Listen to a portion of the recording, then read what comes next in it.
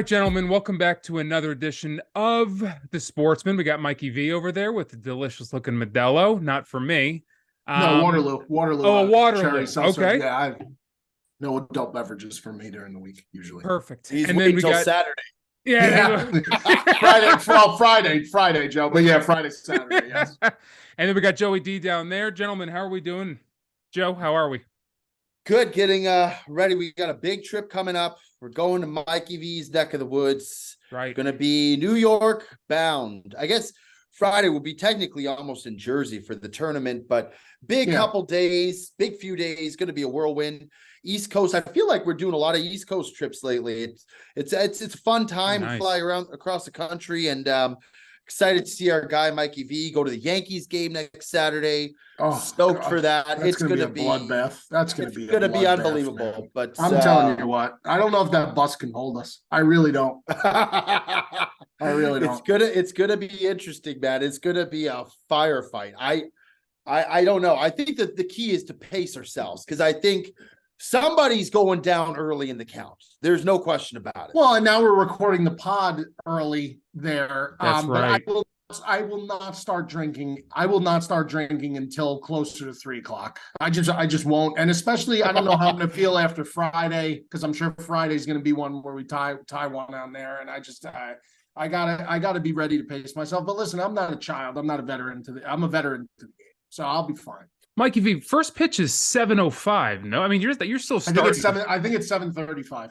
You're still starting drinking 4.5 hours before the game. Yeah, that's true. It's a lot of time. That's true. But I'm trying to think, Joe, when we went to the other game, that first pitch was at 1 or was it at 4? It was like a noon game, and we went. It was at 1, so it was first pitch 1:05. I think we were at Luna's at like 10. Or like 9:30, 10. Yeah, so I mean, similar, because we started as soon as we got to Luna. We started, so like that's as soon as we went to Luna's. And now, by the way, what we did last time, I'd like to revisit that. We had somebody, I think Nikki Juice made little cards for everybody to fill out, like almost like little wagers of like who would score first.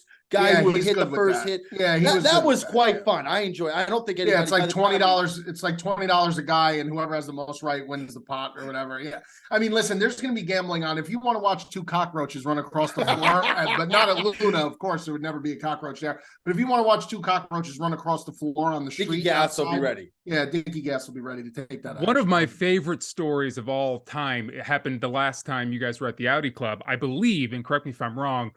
In typical Bob fashion, what seemed at first as bad luck, he had to leave the game early. He had to go meet some people or something. His cousin, that's right. Oh, yeah, the cousin. That's right. That. And then what ended up happening was you boys got roped into a trip to Long Island to go gamble. Well, it wasn't Long Island, but it was It was out in the middle of the fucking boonies. We went. No, it was not. We went to the no. Bob had to go to. Bob had to go out in the city gallivanting with the Illuminati. Sure. And me and Joe ended up with on the bus back home, but of course there was a pit stop made at the track. We had to stop at the track. That's the Meadowlands racetrack. I mean, that's not the boonies. That's a well-known racetrack, the Meadowlands. It seemed like it was forever that we. Oh, it definitely did. Well, yeah. I mean, at that point in the night, you're just so fricasseed. And then, we made a couple other stops along the way. I'm not going to get into detail on those, but it was a very long night, to say the least. And I'm expecting this one to be just as long. I mean, we have the bus for 8 hours, so in that 8-hour window, we could pretty much do whatever we want. And it should be interesting. The trip from Bronx Stadium to Meadowlands is not a short one. That is not typically from Yankee Stadium to Meadowlands. Yeah, yes, it's not bad. It really, if you don't hit traffic ticket, you could be there in 20 minutes, and that's not an exaggeration. You could be there in 20 minutes. Traffic. I went. Well, the Bronx is not as bad as if you're driving into Manhattan. It's not, because you can kind of go on the outskirts. Oh, do you go around through to Verrazano Bridge? You go around. So you guys are staying in Manhattan on Friday Friday night? That's right.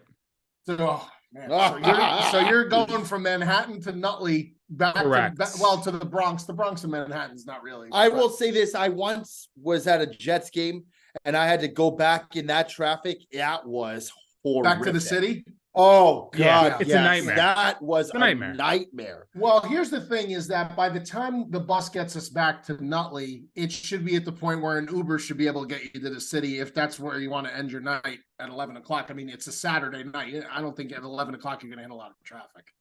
Yeah, we'd love to end our night near our hotel. That'd be preferred. Yeah, that'd be back great. in the city. Knowing us, we'll end up in Atlantic City. I just love that story so much because at first it seems like bad luck for Bob, and of course, based on the way that Joey details the story, it turns out that Bob getting out a little early was the right decision, not ending up at the track. But anyway, let's start the show here. I want to remind people to like, comment, subscribe. This is the Sportsman. Fire in your questions to Mr. Anderson on both either the YouTube or on Instagram, but you got to like, comment, subscribe before he'll even read those. But gentlemen, there's really been one story today. That's the PGA Tour Immersion with LIV. Joey D, we'll start with you since you're all things golf, man. What's going on? What do you think about it? I had to do a double take this morning when I read the headline come on my phone. To me, it just makes no sense why the PGA, after their stance and their take on LIV Golf and basically saying that players who had made the decision to go over to the LIV Tour were no longer going to be permitted or welcome back to be part of the PGA Tour, basically, until I mean, for the foreseeable future for them. And then the Monahan comments about basically all these things that he said, I thought it just makes him look very hypocritical. I'm shocked that they went back. And to me, it almost makes me feel like this was in the play, like from the get-go, it almost seems, because it seems so ludicrous why the PGA would condemn this tour so much only to go back and merge with them and assign an agreement. It's a tough look for the PGA. Listen, now, from the avid golfer's perspective, this is fantastic because now we're able to now watch everybody play within one field. There's no and I mean, listen, you're seeing these guys from LIV come over in the last two majors, and we've talked about this, and really place. I don't want to say dominate, but in some respects, dominate the top 5, top 10. Brooks winning the PGA. I don't know if that had anything to do with this ultimately, but the fact that we're seeing that they still are valid, relevant golfers within the golf world, and now to see all of these guys umbrellaed under one tour, I don't know how they're going to do it. I don't know if they're going to keep the team aspect that LIV has or how they're going to work it out. But from an avid golfer just who wants to watch the best product possible, it's a win for everybody who's watching it. It's a win. Mikey V? I think that the PGA folded like a cheap accordion. I think the PGA, all the bullshit that they said about how in principle they couldn't do deals with the Saudis. I mean, that just makes this look so much worse for Monahan. It was the moral principles of making deals with the Saudis, and that's all off the table. Now you look like a jackass. And also, this is a dirty business that's all about money. This is all about money. And if you don't think so, how in the world does the CEO of LIV, Greg Norman, the report came out that he was unaware of the merger until after it happened? How is the CEO, he's a puppet. Norman's a puppet.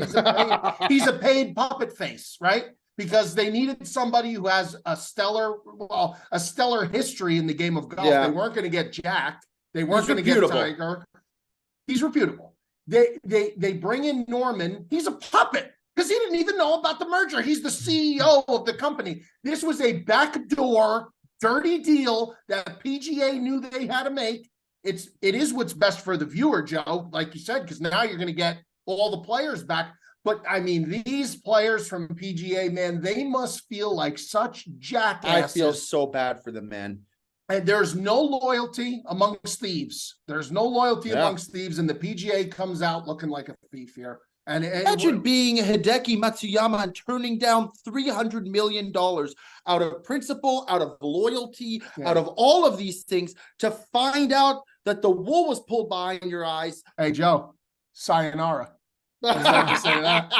Dude, that's unbelievable. And I think it's like, I don't know. Do you think that none of these golfers ticket, like Rory, for example, all the stance he's taken, he's become like the main face of the PGA Tour, talking against LIV and all this stuff.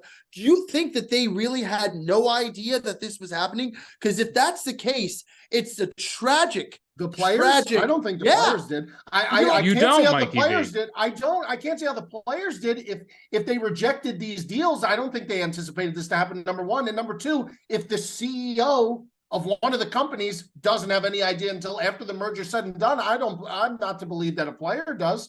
Now, again, I think the whole thing with Norman is absurd.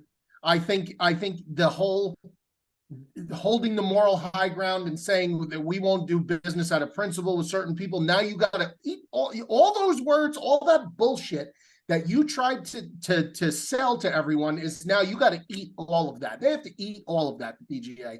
And again, good for the sport, I believe. Good for the sport of golf in terms of viewership, having all the best players. Listen, all these guys, we know all these LIV guys should be playing in all these PGA tournaments. They should be. They're some of the best golfers. Most of them. They're some of the best golfers in the world. So, I mean, from the fan, but from the business perspective, dirty, but it's all money talks, bro. There's a lot of details that have not been enclosed. Like, how are the players on the PGA going to be compensated now when they're making hundreds of millions of dollars less just to participate? So are the LIV guys going to be double dipping now? They're going to be paid. That's unbelievable. Ticket, what do you think? I mean, I'm interested to know what you think about this, because to me, it's like the real loser out of this are the guys. All the guys that stayed loyal. Yeah. I've read that the top PGA guns though could still stand to get some big money out of it though. Do they guaranteed money or like guaranteed salary money? Or from what I understand, maybe not as lucrative as what it was before the merger, but yes. Right. But yes. That was the worst thing today, was seeing all those guys, all the PGA guys. It was like a list of Colin Morikawa, Tiger, Rory, all these guys of guaranteed money that LIV offered them, and they chose to stay with the tour for whatever they want to say, loyalty. They already made enough money, legacy, whatever it is. They stayed, turned down all that crazy money. Tiger turned down $800 million. Oh, yeah, but here's the thing though, nobody's going to be feeling bad for a guy. No, of course not. But that's still, I mean, but a guy like Morikawa or Matsuyama, $100 million for Colin Morikawa, he must be fucking kicking himself that now he's got to finish in the top 10 to make anything. He needs to finish in the top 10 in the next 17 tournaments in a row to come anywhere near that kind of guaranteed cash. That ain't happening. But I wonder if after the initial year passes, if they're going to reoffer, or if they're going to do something to offer compensation to these guys, or give some kind of like, is it just going to be a one and done? Like the guaranteed money's going to just from LIV is going to be a one and done, and then that's it. It's not going to ever happen again. There's a lot of things that we don't know. There's a lot of things, and there's a lot of backing financially that, I mean, these guys could all get paid easily. These Saudis have liquid. They're liquid. These people are liquid money. They have liquid money, liquid assets. Yeah. There's no net worth on these people. They're liquid. They print money. So outrageous. They just signed Lionel Messi to a $1.2 billion contract. Did they finalize it for 2 years? They finalized 2 years, I believe, as of last night. $600 million a year. Oh my God! I will say this: the people who guy's not even in his prime anymore. The people who were saying, "Oh, the LIV Tour, they're squandering their money. They're blowing all their money. They'll be gone within a year." They clearly don't realize this is potentially the richest country on earth.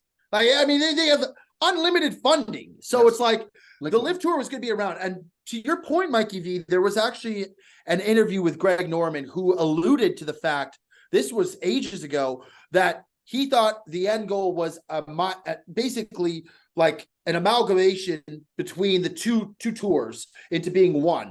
And he said he didn't know when it was going to happen, but the LIV Tour was not going anywhere. And eventually that recruitment into one tour was the end goal. So I don't know. I kind of agree with you saying that him saying he doesn't know. I would doubt he wouldn't know, That's what they're saying. I That's think what there's he just a said. lot of That's what people. he said, actually. There's a lot of people, Could a be lot of lying. details that have been blurred over. This is a backdoor fucking deal between the richest people that are involved with it, the people that benefit the most off the ratings. Now, what's LIV's problem, right?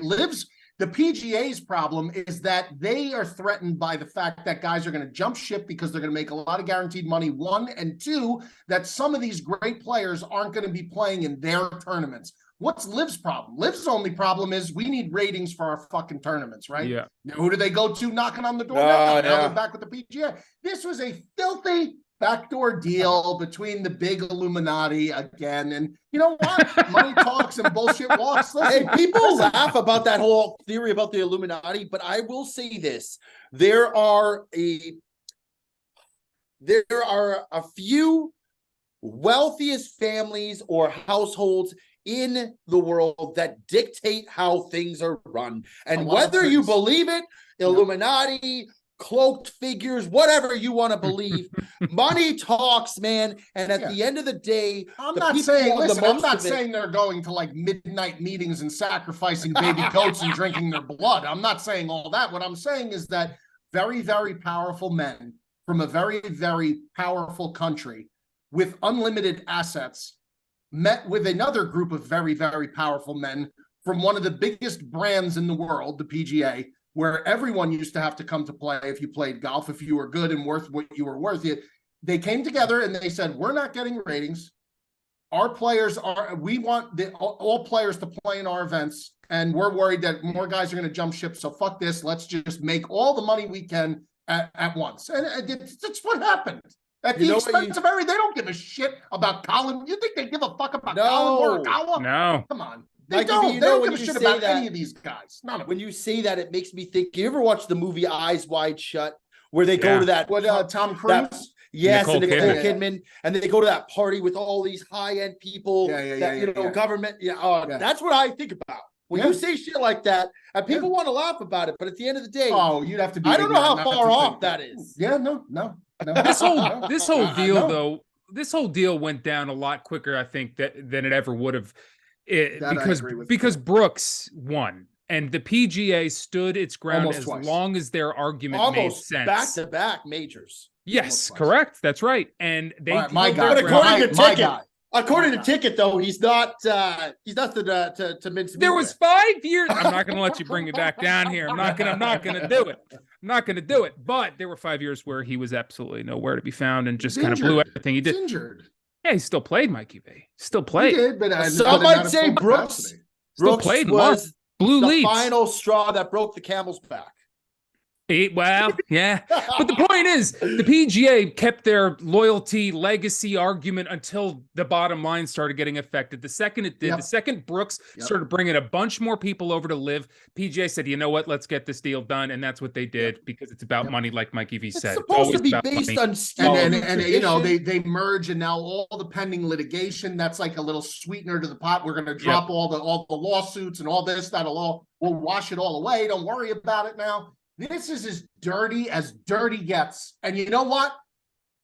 Sportsmen, listeners sitting at home, scratching your nuts on the couch watching this, there's not a goddamn thing you or me could do about it. You just got to sit there, whether you like it or not, and eat it because that's the way things go. Well, luckily, it's like eating a piece of cheesecake. It's going to taste pretty good at the end of the day because we're going to get to watch some good golf. It's not terrible. I mean, just like eating a piece of cheesecake. I'd agree. Yeah, that's exactly right. unless you're lactose intolerant, then it may not be well. You might feel guilty about it, but you'll enjoy it. I'll agree with that. I thought that was a pretty good analogy. I'll agree with it. One thing's for sure, if they do honor these LIV salaries and these, you got guys like Sebastian Munoz out there making $100 million while Rory McIlroy is still trying to top 5. That could create some very interesting rivalries, between all the players and could bring some more excitement to people like us. But by the way, I finished with saying one thing. There ain't a happier person in the world of golf right now, as it stands, than one other Phil Mickelson. This guy was dragged through the fucking mud, pardon my French, and made to look like a villain, this and that. and he comes out, places second in the Masters, wins a boatload of money, comes out, does fine in the PGA, and then on top of that, now he's laughing. He gets to go back to the PGA, and he's got more money than anybody. He got $200 million, and he still gets to play and attend PGA events and fucking laugh at all these guys in their face. This guy. This year's Masters dinner, I don't think Phil's going to be quiet. I don't think he's going to remain silent. I don't think he's going to Masters dinner. I mean, he might walk in like he owns the place. Oh, he might take his nuts and set them right on the dinner table. Say, here's your appetizer, boys. Take a little munch. God, man, it is. Tell you what it sounds like, Joe. It sounds like he took a little trip to Miami and made a deal like our other friend did with the devil. What other burger? Roberts, James. It always comes up, I don't Phil. know about this. It always comes up, Phil. All right, let's move on here to the NBA Finals. It's turning out to be a little more exciting than at least I thought it was going to be. I thought Denver was going to run over them, but game 2, Heat fought back. They're in it. They're right there. It's 1-1. Boys, what do we think? Mikey V? Fuck the Miami Heat, first of all, for that the game one performance, because I had the read on this. I said in the last Sportsman, I thought that the games would be closer than people thought. I did say that Denver would win the series. They came off of game 7, Mikey V. I don't care what they came off of. I said I thought that series would go 5 games. I still will stick to that. I say Denver. I don't know. I think Denver in that fourth quarter got disinterested in the beginning of the fourth quarter. They looked lazy. They weren't going. They were just going through the motions. And then when they realized, oh shit, we better start playing, they turned on. It was too late. It was too late. And Miami started hitting threes, and it was too late. Then in the second game, when I'm like, all right, I parlay the Yankees run line over with the Denver Nuggets fucking money line. I take Denver money line. Don't even have to cover the spread. And they fucking lose to the Heat. You know what? These two teams are the 2 worst teams in the NBA to bet, the Heat and the Nuggets. You couldn't get 2 worse teams to bet in an NBA Finals than the Heat and the Nuggets, because you don't know what you're going to get night in and night out. Denver's notorious for not covering the spread on inflated spreads, number 1. But they did it, of course, in game 1 when I bet them. When I bet against them, of course they did. Second game, money line, they fucking lose outright. So I still say ticket. I still say Denver in 5. I think they lost their 1 game. I think they got a little disinterested. People are going to tell me Miami's definitely going to win at least one of the games in Miami. I don't know about that. I still think this Nikola Jokic, he's unbelievable. This guy is fucking insane, man. Everything he puts to the rim falls in. Everything that touches the rim goes in. It's insane. He runs the full length of the court. He runs the full length of the court, handles the ball, and fucking... He's incredible. It's unbelievable. I think it'll be too much. I think Denver didn't get enough from their shooters in game 2. And I think Miami got a lot from their guys in game 2. So I think it's going to turn. If you think Duncan Robinson's going to do that again, if you think they're going to shoot the way that they did, Jimmy Butler didn't even show up, man. He wasn't that good. He shot like 25%. He was terrible. He was 7 of 19, Jimmy Butler was. I will say this. The role players on Miami showed up. You look at Max Strus, okay? He was like 0 of 9 in the first game. Guy couldn't see a ball go through a basket from 3-point range. He had like 12 points in the first quarter, shot like almost 50%. Puts out, I think he put out like 14, 15 points. Gabe Vincent, first game, I think he had 11, 12 points. It really wasn't a factor. Comes out, puts out 23 points. Adebayo has looked good for both games. He's been the one guy who's been consistent. Awesome. Yeah. Butler, the thing is with Butler, here's the thing, okay? He is the kind of guy that even if he doesn't contribute on the offensive side of the ball, which I agree, Ticket, he's going to need to for them to win. But he does so much defensively. He helps out. Yeah. He gets steals. He blocks. The guy he's all over the court.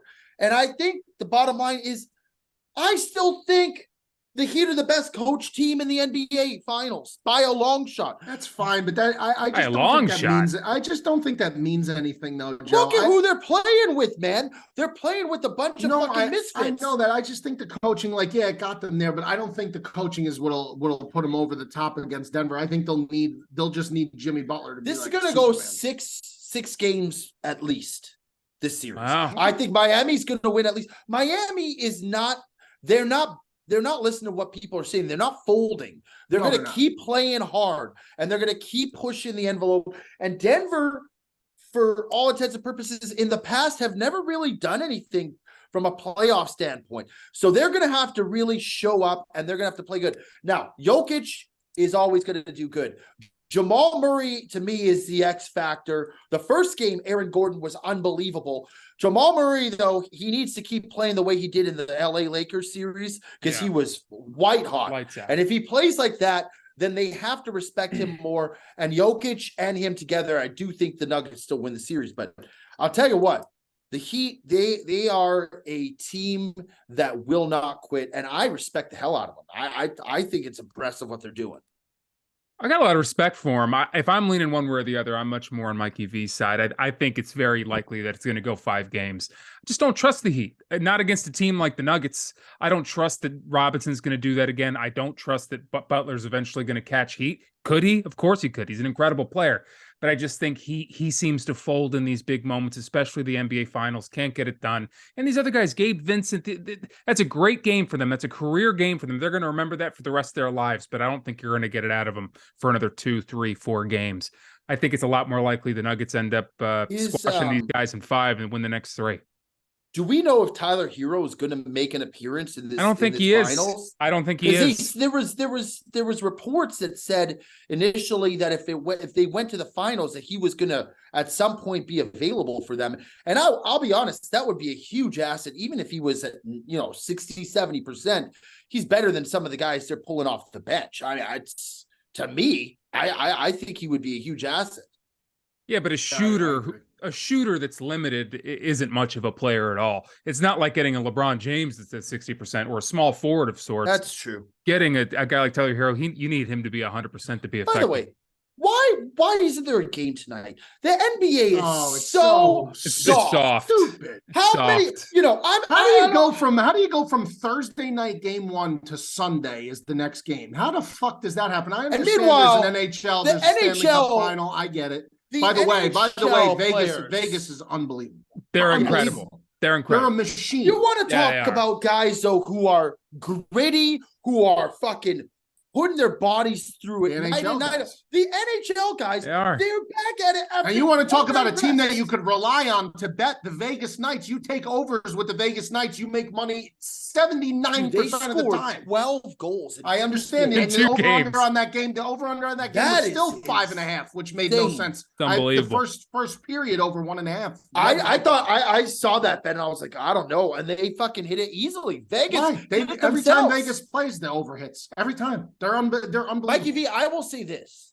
Your only subs, your hockey picks have been by far the most, which is shocking to me because I didn't see you as a hockey guy.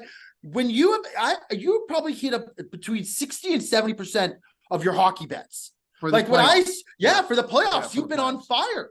Like you're taking overs, they're hitting. The NBA I despise with the passion of 1,000 suns. It's such a stupid, and I would never bet it unless I had to. And sometimes I just feel like, because I do go a couple days where I don't put a pick up, and then somebody DM'd me the other day, and they're like, "You're only going to put picks out once every 3 days." I put out the barrage of picks in football season, but in the off season, of course, I'll put out UFC, MLB.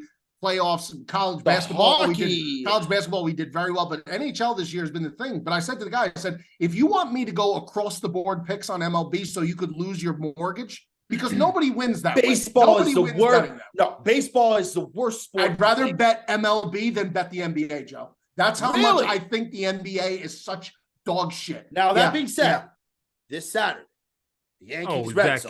There's gonna be of course. Only you'll need to bring an encyclopedia to follow all the bets that are going to be flying in that game. Now, I'll say this for the low price of $2.99.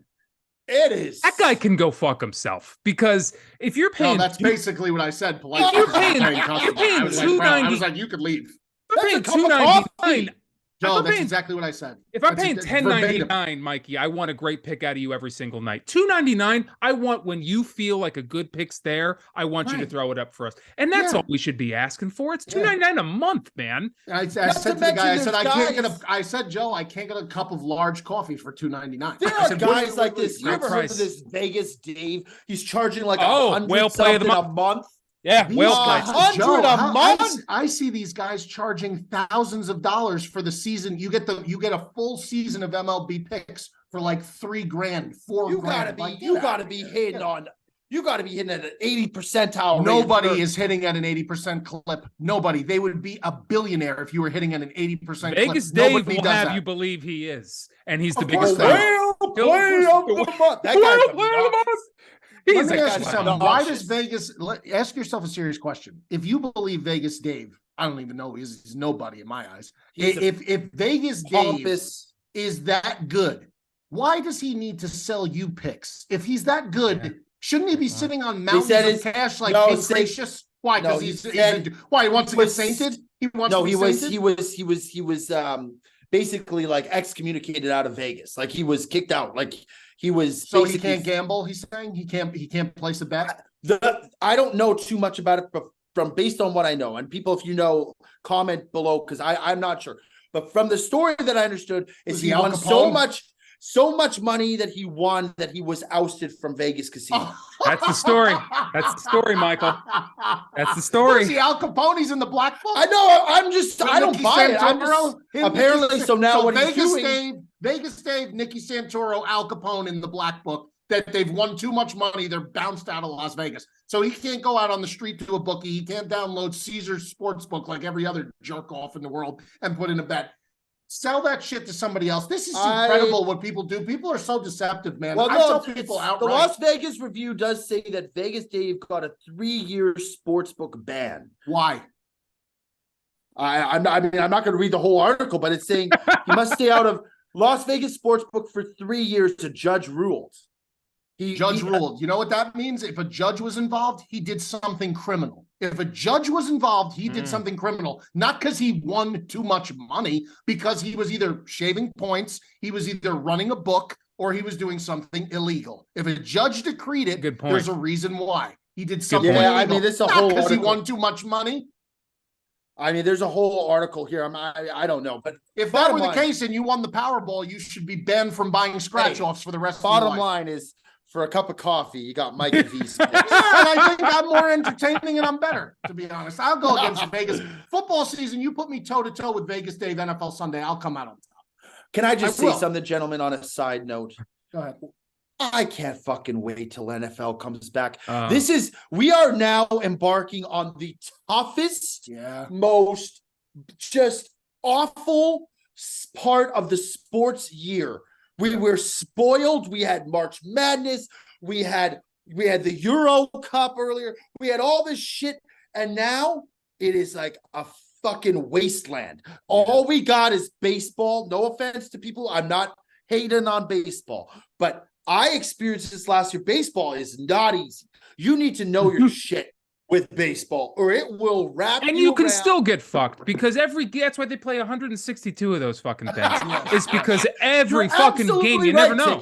It's just knowing that sport. We are in desperate need of September to roll along. Well, you know, out here on the East Coast, it's kind of like we're fortunate because the dead time of sports season is the summer. So, you know, you got your pools and your beaches and the nice weather, and you could golf and you could.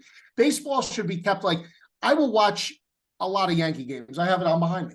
But like in the summertime, like really on the weekends and stuff, like if you're out at the pool, like I like putting the Yankee game over the radio and having it on as like the background while I'm in the pool or doing something like that. Like it's a nice background thing, but if you need action, baseball is there every day. If you're Joey D needs action. Yeah, he does. Play. Joey D needs a whale. Yeah, he does. He does. I don't need Vegas Dave. No, you don't. You just need a cup of coffee and $2.99 you picks of the month. Yeah.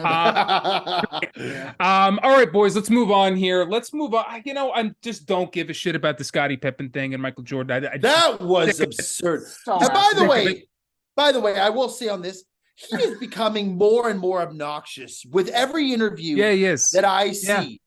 And he's gone from like a guy who I respected, like for keeping his mouth shut and just being a good team player, to now ousting Michael Jordan as a bad teammate. Like all this shit. It's real bad, Scotty. I bet he wasn't too bad when you were fucking winning a ring every other year or making a boatload of money. Is this guy kidding me? Is Scotty? He's got to be. He's got nothing to whatever. Not only that, son banging his old lady or whatever. No, it was Future. It was Future, and ever since then he's gone off the rails. That was you know what? That was his Kanye mom passing away moment. That's when he went nuts. It's got to be a tough pill to swallow. Yeah, I think. I bet it was. Scotty's crazy. I bet it was. Future's a big boy. Scotty can't be taken. Scotty can't be taken seriously. He can't. He can't. He's lost all credibility. He cannot be taken seriously. He should just ride off into the sunset. He's got all these championships and money, and so every other teammate that talked on that Jordan documentary, the what was it called? Last Dance. The Last Dance. The Last Dance documentary. Kukoc, 9 parts. Rodman, they had everybody. Phil Jackson. Everybody said, but now Scottie Pippen's going to say Jordan's a scumbag. Come on. Stop. We know he's a competitive asshole. There's no question about that. But that's the guy I want on my team. I want to play for that. I want to play with that guy. You want to be with the winner. I want to play with that guy. That's who I want to play with. You want to kind of like if I was on a golf foursome, I want to play with Koepka. You don't think I want to play with Koepka? I do. He's just put solid tickets wounds. Guy's a prick, man. There's no doubt about it. Prick, dude. There's no doubt about it, but I want to play with him. Yeah, but golf is a game. It's first of all, it's not a team sport, and second of all, there's a lot more downtime in golf. I got to spend way too much time with that guy. Fuck that guy. Koepka's like the kid at the suppose school you met playground Koepka and you really liked him. Suppose for whatever reason you guys just hit it off.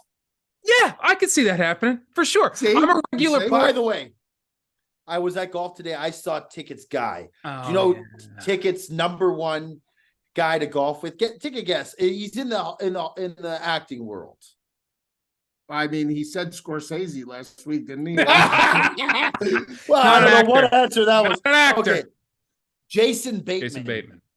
You want to talk about a nice guy? Oh, the guy from Ozarks. Oh, yeah, Ozarks. Mikey, the guy from Come On. I was thinking about you know what movie I was thinking of was the Couples Retreat movie. He was very funny in the couple. That's a great movie. That's a hilarious movie. But Mikey, if that's the first thing coming to mind. Mikey, who are you taking? You only got one pick. Anybody to golf with? Who are you taking?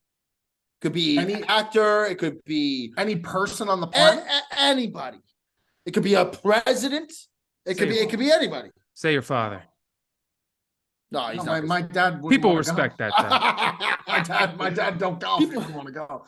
All right, let's move on here. Joey D's got to eat, so let's do one more, and then we'll get into a new segment, and then we'll do some viewer questions and get out of here. But real quick, Will Ferrell is going to play John Madden. You boys give a shit. Is that the right pick? What do you think, Joe? Let's go with you first. I don't know. I mean, Will Ferrell can be goofy and funny. I don't know at what length he's going to portray him. Like, I hope that they show him some respect for a couple of reasons. First, I think Madden was the greatest commentator for football of all time. And secondly, I mean, and just in terms of his innovation and how he would draw up the plays and stuff, I had never, as a kid watching that, I thought it was so cool. And secondly, he's passed away. So I hope that they commemorate him in a way that's not just a spoof and is not just a joke, but they actually show some respect. If they could do that, then I think it'd be good. But you never know with Will Ferrell, because he can be borderline just off the rails in terms of his comedy. So I don't know what route they're going to take it. I hope they take the respectful route. I really do. Yeah, I don't mean to steal a term from the Jet, but I happen to think Will Ferrell has lost his fastball a little Whoa! bit. Yeah. Whoa! I mean, what's the last movie Will Ferrell was in that was really like, you were like, wow, that was so great. Will Ferrell's so great. I mean, Will Ferrell was like prime Will Ferrell in like Old School and like Step Brothers. Yeah. And like, I don't know. I think Will Ferrell fell off. I really do. I really do. The last good Will Ferrell being said, movie. I think it's a fair casting. It's fine. The last good Will Ferrell movie, in my opinion, was The Other Guys, and that was 2008, 2009. The Other Guys. It was him and Mark Wahlberg. Yeah, that was a good one. Yeah, that was good. Yeah, but the thing about that was good. You know, he's playing the Mattel CEO in the new Barbie movie. Oh. That looks terrible. He'll do. You talk about a guy to do anything for a dime, Will Ferrell. Well, he's also in the Ticket. He was in a movie that you liked. The Christmas movie Spirited. I did like that movie. I did like that. Was it a good movie? No. Did I like it and find it endearing? Hell yeah. But I'm sick of him. I'm sick of him. Like you said, he lost his fastball, and I can't deal with him anymore. I think he would have been a much better John Gruden. I would have been much more interested in watching John Gruden. They should have just got Caliendo to be Madden. Yeah, one of the best impressions of all time. Yeah, he should have just got Caliendo. I think that would have been appropriate. There's another guy that can rival your Mel Kiper, by the way. Have you ever seen Frank Caliendo's? He's a great Mel Kiper. Yeah, I've seen it. He's an inspiration to me for Mel Kiper, 100%. So great. Fantastic. All right, boys, let's move on to a little new segment we have going on here. We got two options. I think we'll try one this week and one next week. This week, let's start. You want to do both, Mikey V? No, I think it's a good idea. Yeah. Okay. Let's start with what are you watching? Joe, this week, what are you watching? Anything at all? Sports, Netflix, Hulu, HBO. What's going on? What are you and Nicole getting into over there? You know, I'm watching a lot, and it's actually sports related. It's not based on actual sports, but it's a spoof a little bit. The Ted Lasso show, to me, it's absolutely excellent. I went in, I was like, this looks so stupid. This is a dumb idea. This guy comes from a football team to manage a soccer team. He knows nothing about it. I am already almost through the second season, and it's been, a couple weeks? The show is great. If you have not watched it, and it is about sports, so it does relate. Ted Lasso, great show. Neither of you have watched it, clearly, because neither of you know what to say. No, I've seen it. Have you seen it, Ticket? I know the first two seasons. I know the guy who's the main character. Sudeikis. Yeah. Sudeikis, and I heard it's excellent. I have not watched it yet. It's worth the watch. I'm telling you right now. And as somebody, who appreciates soccer, Mikey V, you'll enjoy it. It's yeah, by the way, Italy, not a popular topic whatsoever, but Italy, 2 games away from the U20 World Cup to win the World Cup. They're in the semifinals. Not that anyone cares, but I do. Maybe it'll make amends for the team that couldn't make the real World Cup. Well, you know what? We still reigning Euro Cup champions, Joseph, and that counts for a lot. That counts for a lot because it's the second biggest tournament in the world. The fact that we won the Euros and couldn't make the World Cup is just we fucked up. Astonishingly sad. Yeah, well, we were missing key players. Chiesa didn't play, and then Spinazzola didn't play, and these things that people don't care about. But the Italy U20 team. Thursday, 5 o'clock semifinal against South Korea. FS2. I watched. I'll recommend the movie, and then what I'm going to be watching. I promised Holly we would start Succession. I haven't seen Succession. I've heard it's all time good.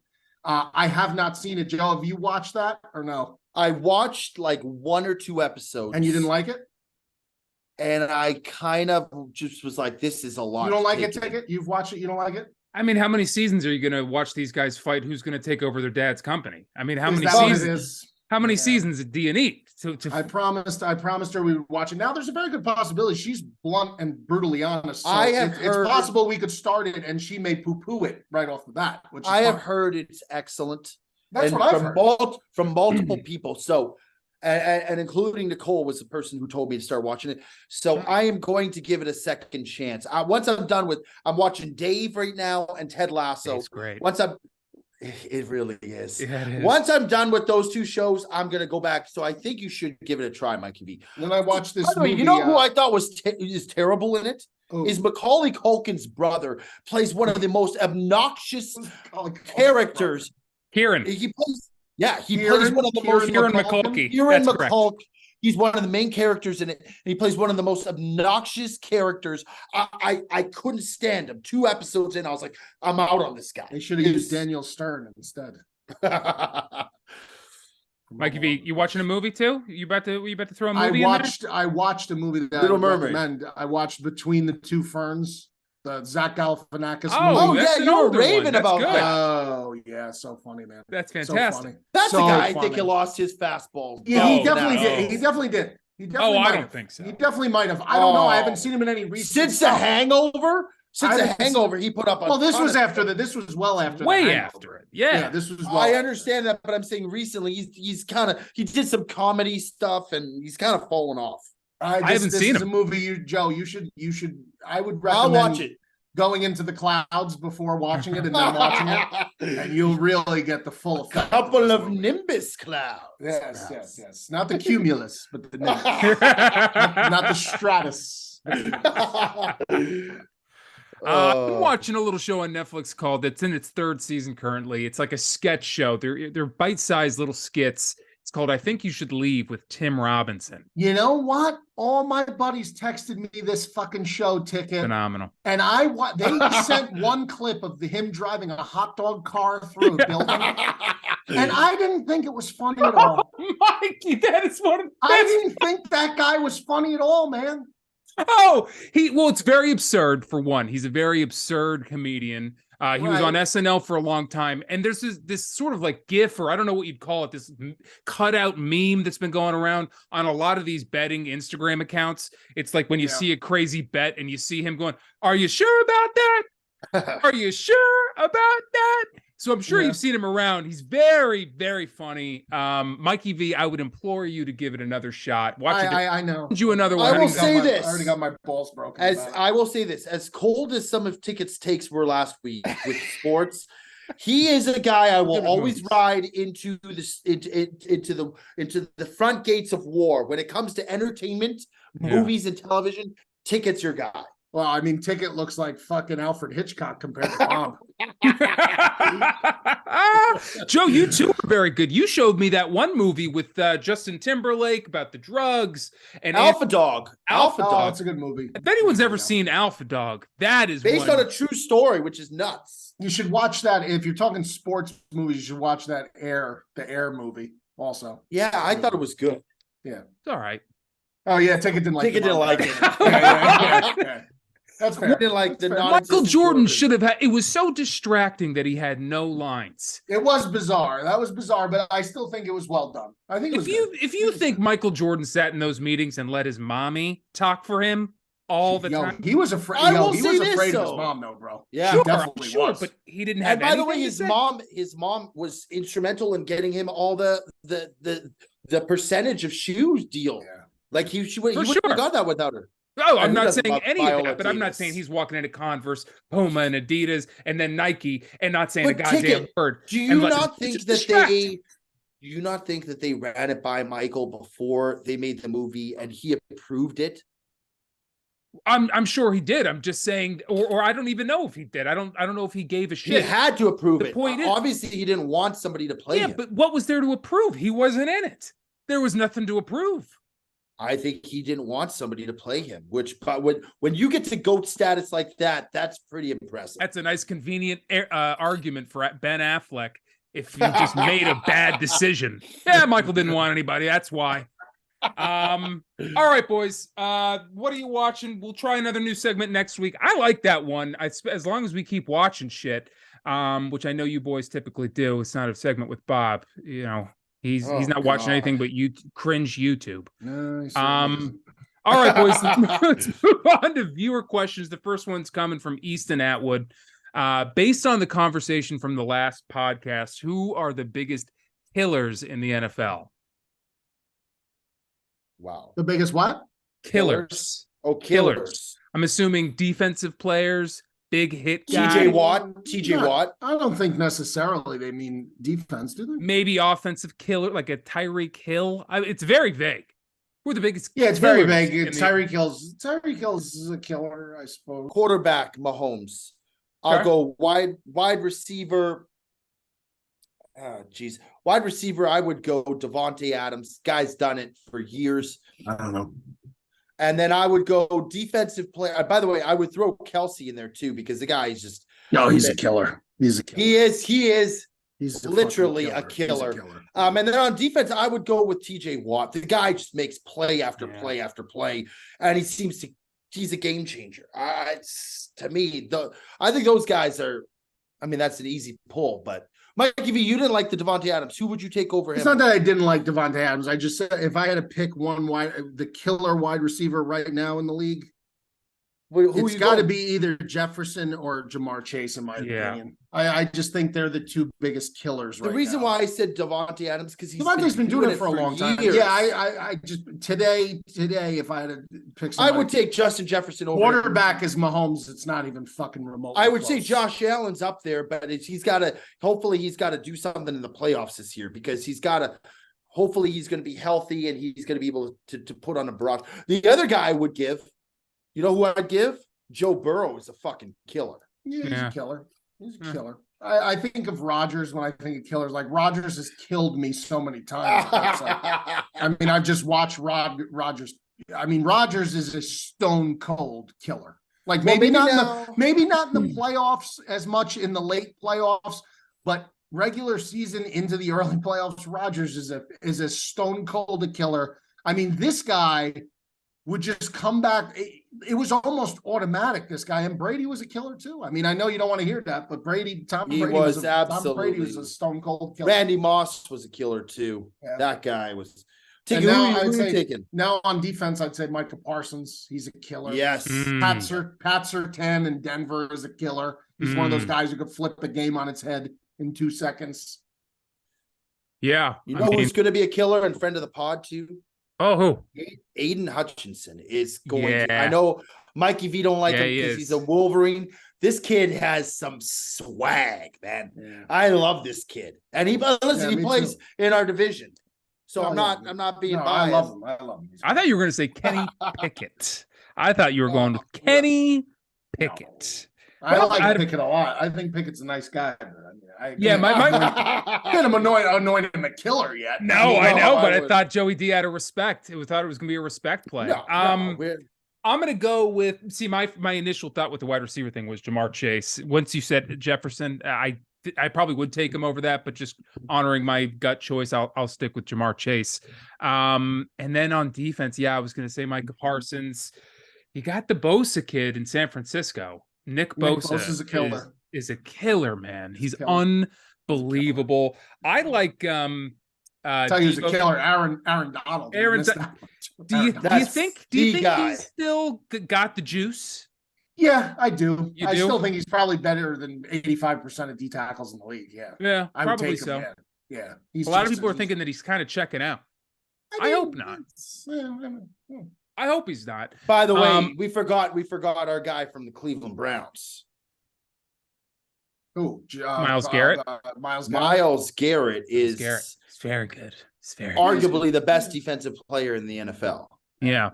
You know who I think is kind of underrated, and it's a guy that just joined Mikey V's team, is DJ Moore.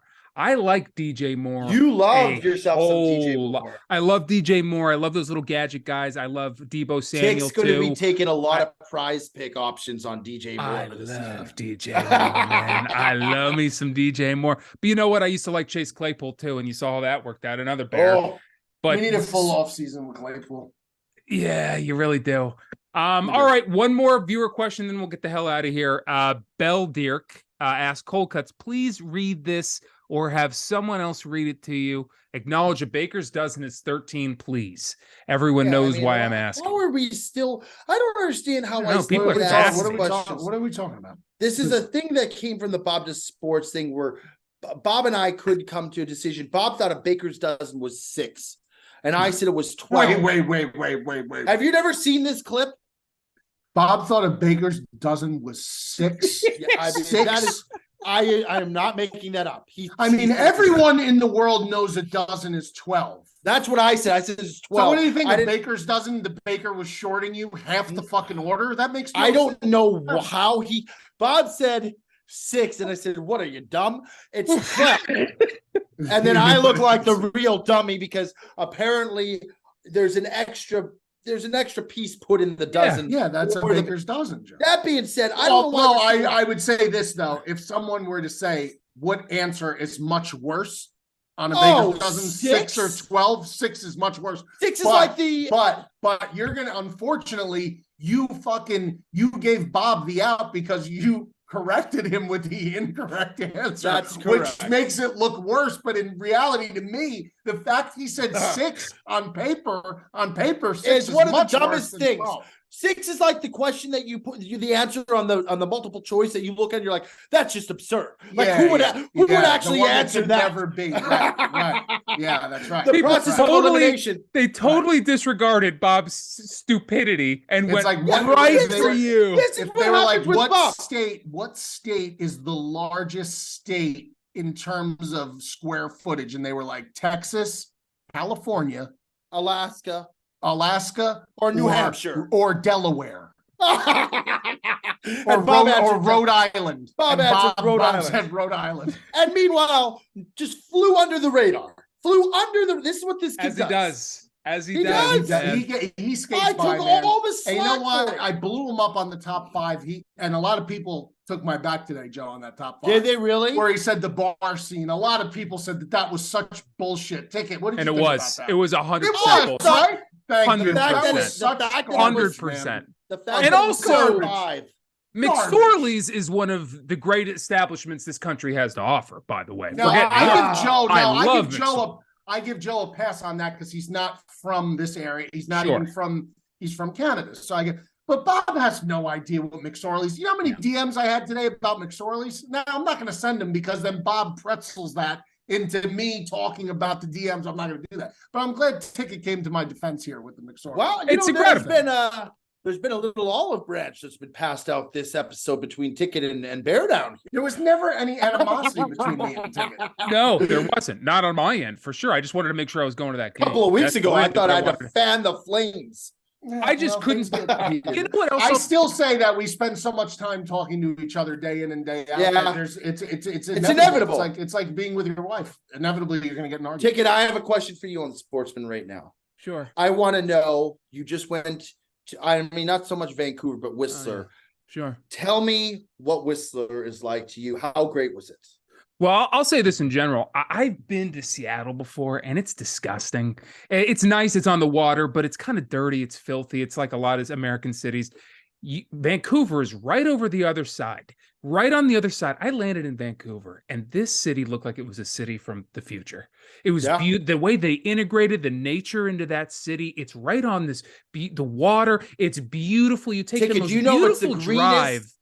The greenest city in North America. I believe it. It was incredible. So you take this beautiful drive out of the city, out of the city, up through the mountains on this, what they call the sea to sky highway.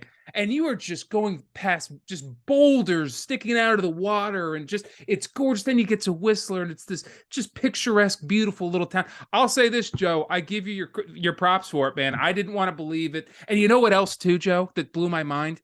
One guy at the front desk at the Four Seasons said to me, he's like, yeah, on your way back through Vancouver, you got to try the Chinese food.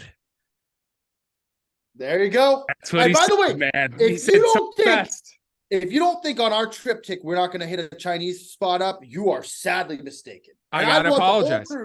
That's the one thing that I really, if I could pick one day to be on the trip, it would be for the Chinese. So I could give an area expert opinion on it. Mike Evie does know good Chinese food. I will say that. Well, I'll tell you this, Mikey V. It makes sense now that they explained it to me, is because it's the first stop in Canada when you get off the flight. So years ago, when people were immigrating from Asia, their first stop off the flight in North America was in Vancouver and LA.